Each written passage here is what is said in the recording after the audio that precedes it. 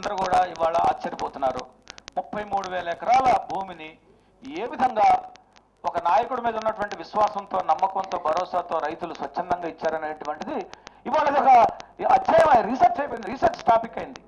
సరే, ఏదో ఒక 3,000 మంది ఎంతమందో ఆ విధానాన్ని నచ్చని వాళ్ళు, లేదు రాజకీయంగా విభేదించినటువంటి వాళ్ళు, అనేక రకాలుగా వాళ్ళు విభేదించినటువంటి వాళ్ళు ఇవాళ ముందుకు రాకపోవడం వల్ల ల్యాండ్ ఎక్విజిషన్ విధానాన్ని మేము అనుసరించడానికి నిర్ణయం తీసుకోవడం జరిగింది.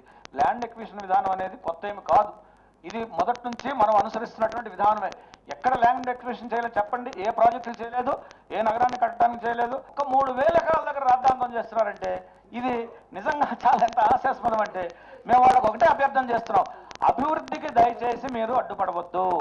అభివృద్ధి అనేది అందరిది, ఇది ఏ ఒక వర్గాన్నో, ఒక మతాన్నో, కులాన్నో, ప్రాంతాన్నో కాదు, అందరికీ.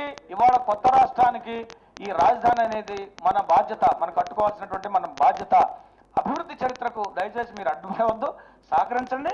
సలహాలు సూచనలు ఇస్తే తప్పకుండా స్వీకరిస్తాం.